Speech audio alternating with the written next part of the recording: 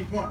I think, first of all, we've seen in Congress a lot of gridlock, we've seen a lot of challenges, but I think we've seen a failure to address many of the key issues that affect everyone here in this room. And more than anything else, issues that affect the future for our young people. Let me, before I go to there, do a quick introduction, tell you a little bit about myself, things that are important. And more than anything else, I'd love to have a dialogue, a conversation, other than just speaking at you. But my story, very briefly, I grew up in Colorado. I, like many of the people here, are a grandchild of immigrants. My immigration story, my grandmother was from Russia, from outside Kiev.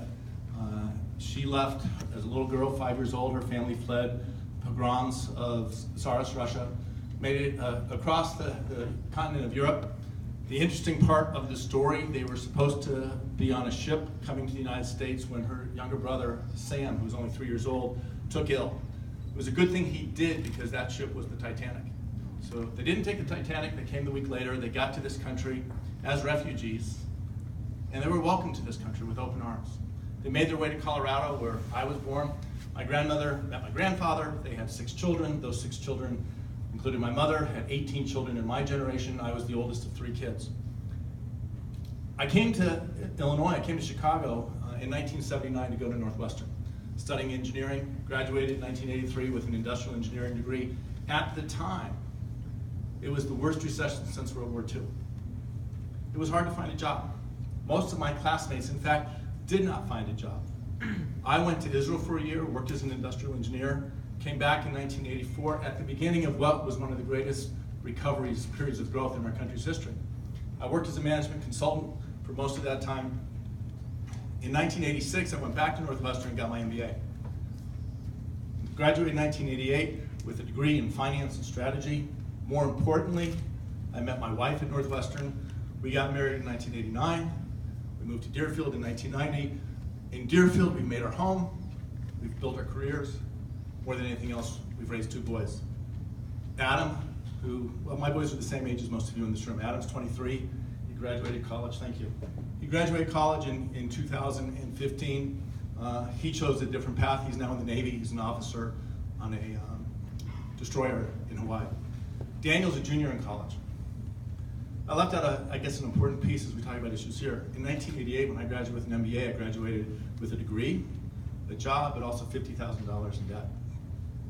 I understand what many of you are facing. But I also graduated into an economy that was growing, an economy where the opportunity to pay down my debt was all but certain, and I was fortunate enough to be able to do that. Now let's jump where we are to today. We see an economy that's still struggling, growing slowly. Young people who graduated in 2008, 2009, graduated into a recession far worse than what I completed in 1983. It took a year for the economy to recover in 83, and we saw an extended period of rapid growth. Many of the people who graduated in 2008 and 2009 had a hard time finding a job, and many of them still are looking for that first career-oriented job. But they're still carrying with them all of the debt from going to college. I know all too well what it's like to graduate with debt. I understand that the crushing debt we're putting on our students and their families today, on one hand, is putting college out of reach. On the other hand, for those who are able to go to college and accumulate this debt, it's putting a delay on the time they start their lives. Doing what I did, getting married, starting a family, building a career. Many of those people today can't do this. So when I was in Congress, this was an issue important to me. Now you have a list of, Young Invincibles have a list of the issues. And I suspect both Bob Dole and I are going to tell you that we're strongly in support of those issues, because they are our future. But before we talk about the issues, and I'd like to have the conversation, let's talk about some of the underlying principles. I know that we have to invest in our young people if we're going to grow our economy. And we have to grow our economy if we're going to deliver on the promises, what I call the American promise, that we give to each generation a future that's more prosperous and secure than what our parents sacrificed to give us. Now, I believe that starts long before we get into higher education. In fact, I believe we need to start with universal access to preschool, that every kid getting to kindergarten gets to kindergarten with the skills to begin to learn the lessons they need to develop a full and capable adult life. I believe we need to invest in programs with young people to teach them to read And when they get to 8th and 9th grade, that transition into high school, we need to increase the success rates of young people finishing 9th grade. Studies show that if a young man or young woman finishes 9th grade, the likelihood of them graduating high school goes through the roof. But if they struggle and fail in 9th grade, the likelihood of them dropping out skyrockets as well. And then we need to make sure that every student who graduates high school, regardless of the zip code they live in this country, every young man and young woman graduates high school fully career or college ready, having learned the lessons and the skills necessary to succeed. Succeed in going straight into career, or succeed going on to college and making it through to their degree. Now let's talk about college. I know we have to make college more accessible. When I was in Congress, I fought to make sure that we didn't allow the interest rate to go up. It was supposed to double in 2013. I fought hard against that. I fought hard to make sure that young people who graduated with debt would have the ability to refinance that debt. I'd like to see it possible for people who graduate with debt and go into careers that maybe don't pay as much as investment banking or being a lawyer in a big corporate law firm, but going to be a teacher or a doctor in a rural community, that we allow them to pay their debt and commensurate with their salaries, that we allow them to earn off some of the debt, providing back to our communities, making our communities stronger, that we work with employers to help them, help their employees get the education they need as they continue in their career, and also pay down their debt to get to the point where they were. Now we do that by making college more accessible, lowering the cost of college, so you take less debt. When my dad was in college in the 1950s, state schools covered their expenses about 2/3 the cost of college, and they looked to students for tuition for about 1/3. A generation later, when I was in school, it was about 50-50. And now you guys are facing a point in time where colleges are putting in less than 1/3, or the states are putting less than 1/3, and we're looking to students to cover 2/3 or more. That's just wrong. We need to work with the states to help them invest in our students. And let me give you a simple reason why I think we have to invest in our students. It's simple math. China and India have 10 times as many people as we do in the United States. If they educate 1/10 of their kids at honors level, they'll have more honors students than we have kids to educate. If those kids go on to be engineers, entrepreneurs, science teachers, doctors, entrepreneurs, which I said, all of those things, they're gonna have more people in each of those fields than we have the potential to put into those fields. So we can't afford to let anyone fall by the wayside. We can't afford to let anyone feel that college is out of reach. Any family believe that their kids don't have the opportunities to succeed. And that's why I stand in front of you today asking for your support, not just to represent the 10th district, but to go to Congress and be a champion for education, being a champion for young people to get the skills and lessons you all need to succeed and thrive. And I want to make sure my generation keeps that American promise to give you a better future, but I want to make sure that you have the opportunity to help your kids to keep the promise, to give them an even better future. Because at the core, I believe our best days still are ahead of us, but only if we tackle the problems in front of us. So with that as an introduction, let me open the floor to questions. I'm happy to talk about anything you guys want to talk about. Okay. Thank you. All right, at this current time, we're going to move into our Q&A portion. I would like to invite Dr. Stacewitz to the stage to give his opinion on the state of higher education and to pose a question. Thank you for coming and joining the students here. I hope you listen to them carefully. As you mentioned, a generation ago when I was in college, you were in college in the early 1970s, I assume somewhere around there. The average cost of the college education at a public four-year institution was $427 a year, and in many cases free. I went for free to the University of Michigan because there was so much support for students. I went to graduate school for free. I never paid a cent. And at that time, the GDP per capita was $22,000 per year, per person, right, per year. Now, the average public tuition is $9,500 per year in the United States, but the per capita GDP is $52,000. So we've more than doubled the wealth of the nation, and yet we are charging more to go to college. So how do you make sense of the fact that 40 or 50 years ago, we could afford almost free education for most students while we were poorer, and now we're much wealthier as a nation and we can't seem to afford free or very low cost education. And you think we can get back to that point? That's a great question, and I think that the numbers tell the whole story. I think the difference was, 2 generations ago, we were coming out of World War II. It was a different economy. It wasn't that we were poor and decided to make this investment. It was that we were poor and had no choice but to make this investment. Because investing in young people, investing in education, is how you grow your economy. And I would argue now, the need to invest in education is not less, but is greater.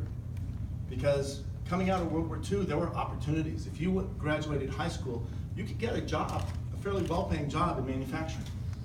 Today, if you want to go in manufacturing, you more than likely need a college degree, or at least a technical degree. And you need to have a solid understanding of math, of physics, of critical thinking, and be able to work with others.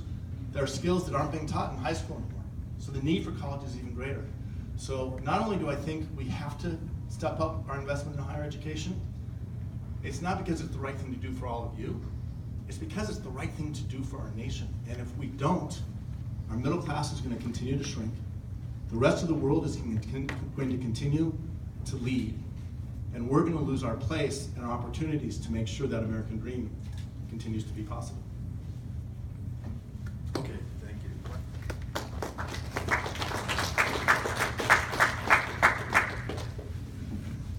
The Pell Grant program has been one of the country's best social mobility programs, providing aid to low and moderate income students.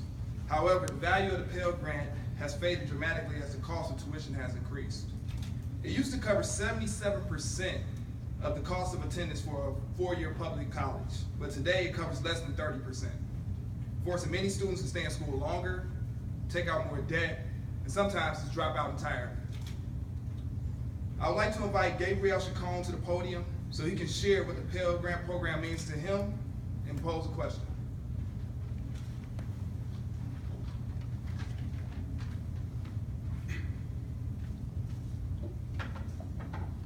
Hello everyone. Today I stand in front of many people who have or are in the process of completing an educational degree. I am one of those people who are in the process of completing one. My name is Gabriel Chacon, and this is my 2nd year as a college student. I am working on getting my liberal arts degree at Oakton, and I hope to be able to transfer to a 4-year university to get my bachelor's in engineering. Hopefully, I'd be able to further my education and be able to get my master's degree as well. This year, I was fortunate enough to receive the Pell Grant, MAP Grant, and scholarships to be able to attend here at Oakton. I still, however, work 20 to 25 hours a week to cover expenses related to cost of attendance. Students who are Latino or any minority often have lower rates of education attainment because their families face difficult barriers to provide that opportunity. My experience is no exception. My family often struggled and continues to struggle financially to the point that I have to work and work now to help with household income. With a single father having to provide for a family of 4 and being a minority on top of it, it's not easy. If it wasn't for my need-based grants, aid, I wouldn't be in school because of the cost of tuition. These grants and scholarships gave me the opportunity to pursue a higher education. Illinois has the 5th highest tuition in the country, so my Pell and MAP grant only cover so much. If any student wants to transfer or attend a 4-year university, they will need grants and scholarships. If not provided, they will struggle. Despite demonstrating financial need, we know that the Pell Grant recipients borrow more in student loans than those receiving need-based financial aid. That speaks for itself. Students do not want to be in debt.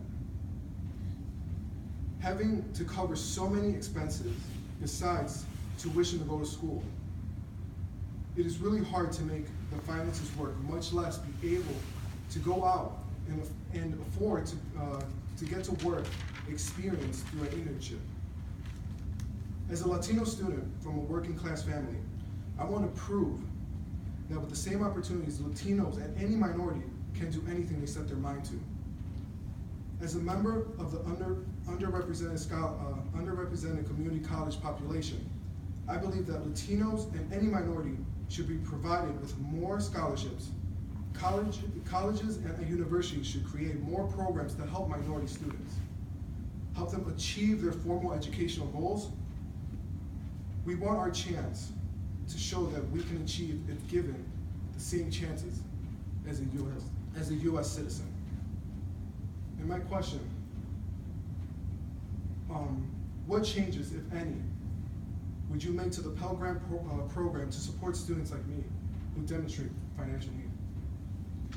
Gabriel, thanks for your remarks, thanks for your question. Everything you said, I could not agree with you more. It is true to its core, and it's the difference between success and opportunity or otherwise for so many people. Specific to your question on Pell Grants. Pell Grants for many people are the difference between attending school and not attending school. You said it, it's as simple as that. When I was in Congress, I actually voted against Republican efforts to cap or cut the Pell Grant program. This is actually one of the differences between me and my opponent. I believe we should be increasing access to Pell Grants. As you pointed out, the percent of tuition that is covered by Pell Grants has gone down. We need to close that gap. We need to make it possible for young men and young women like you to pursue your dreams, to know that you can complete your liberal arts program and go on and be an engineer. By the way, I like that idea too as an engineer. I asked a question, I was speaking at a high school earlier today, and I asked young people the same question. What's going to stand between you and your dreams? And I'll play around with them and then say, that's a good answer. That's not the answer I'm looking for. The answer I'm looking for is nothing. Nothing should stand between you and your dreams. But my role as a representative in Congress, my generation's role needs to be providing the stepping stones, opening the doors, so that everyone in your generation, regardless of their economic standing, regardless of the school they went to, that if they have the will, if they have the dream, there is nothing they can't achieve. And Pell Grants has already proven to be one of the most successful programs we have. Making Pell Grants more available and closing that gap, making student loans more affordable and at a lower interest rate, trying to bring down the cost so there's less need for student loans, and growing the economy so there's more opportunity for when you guys graduate. All of that is the work we in Congress need to be doing. But if you look at this last Congress and the Republican Congress before that one and before that one, they're not focusing on those issues. How many people here are 18 or older? Okay. Now, keep your hand up if you're not registered to vote. Okay? I need you to register to vote. I need you to register to vote, right? Because if you don't vote, your voices aren't heard. And it's the people who are voting and the groups that are voting. Seniors have the highest turnout percentage of all people. And if you listen to campaigns from the presidential all the way down to the state races, they're addressing the needs of seniors because they know they're going to come out and vote and they want to get those people's votes. If young people come out and vote in the same or better yet, higher levels, the needs of young people are going to be addressed. And what we know, when you talked about the 1950s, 1960s, and 1970s, as we were investing in college education, we were investing in infrastructure, we were investing in the future, our economy was growing. But now we have a federal debt that's going to be a burden on the next generation. We have an infrastructure debt that gets very little talked about. But if we don't rebuild our infrastructure, it's going to be a burden on the next generation. And if we create an educational and opportunity deficit for the next generation by not funding Pell Grants, we're selling the next generation short. So the louder your voices is heard, the better it will be, and the best way to make your voice heard is to get out and vote and bring your friends with them. Thank you. Thank you.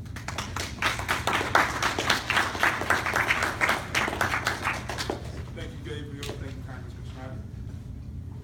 48 states are spending less on higher education per full-time student than they were prior to the Great Recession. But Illinois has led the country in cuts to higher education. At this moment, I would like to invite Jazan Mahali Basic to the podium to state how state disinvestment has impacted his academic life.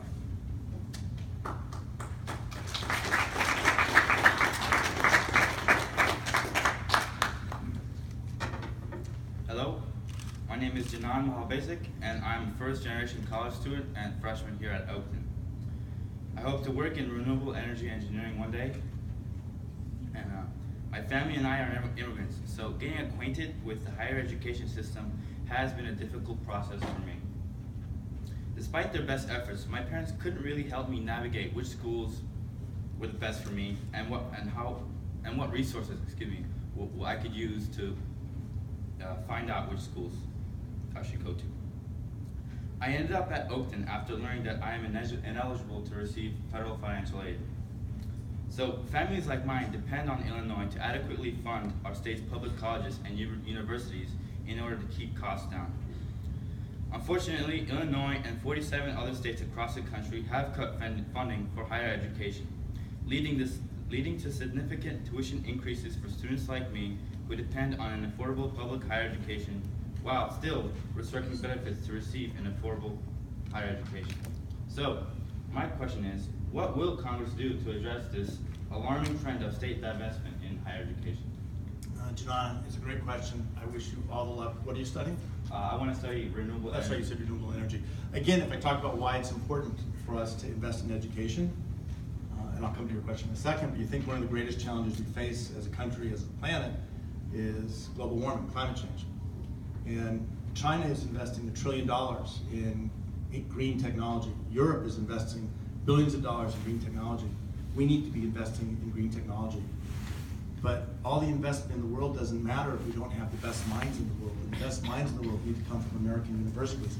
And the people who want to go to those American universities are people like you. We need to create the doors, open them for you to get there and lead us through the next phase of development and innovation so we can lead in the 21st century as we did in the 20th century. So the question is, what can or should Congress be doing? Well, one of the things, let me talk as immigrants, one of the things that I'm proud our Senator Durbin, led the way on promoting something called the DREAM Act, which would allow children who came here as young people, grew up here, went to our high schools, to be able to go to college, to be able to afford university, to get access to student loans and financing. Again, I'll use those numbers, but we can't afford to leave anyone behind. We need every one of our young people to have the opportunities to pursue their dreams. So one of the things I did do when I was in Congress, I helped introduce comprehensive immigration reform in the House of Representatives. It was a bill that had passed the Senate, comparable bill. We brought it up in the House, but it never made it to the floor for a vote. Now there's only one reason it didn't get a vote on the floor. It's because the Speaker of the House controls what comes to the floor. And the Republican Speaker, John Boehner, was when I was there, now it's Paul Ryan, won't allow that bill to come to the floor, which would have addressed the need you're talking about, allowing young people to get access to federal student loans. Okay? I will tell you, if I get back to Congress, I will only support a person for Speaker of the House if they make a pledge to bring comprehensive immigration reform to the House floor for a vote. I believe it would pass overwhelmingly in a bipartisan way and address some of these needs. But again, we also have to do the other things we already talked about, which is bringing down the cost of college. You said 2 out of 48 states are investing more in higher education today than they were in 2008. As I said in the earlier question, this is the time we need to be investing more, not less, as the rest of the world is educating their young people. It is estimated that over the next 30 years, the middle class in Asia is going to grow by 86%. And there's a lot of people in Asia, so that's big numbers. The middle class in North America is projected in the same time to shrink by 5%. How do we reverse that trend? Education. Creating innovators and thinkers and managers and teachers of the next generation and doctors and everything else that grow our economy. But if we close the door by cutting Pell Grants, as they tried to do with the Ryan budget, if we close the door by making it impossible for young people to pay their student loans back, if we close the doors to our immigrants, we're only hurting ourselves and our nation. We need to open those doors. So if I have the privilege to get back to represent you all in the 10th District in Congress, you have my commitment to push immigration reform so you can get access to student loans, to push education reform so that young people can graduate and start their lives, and to make sure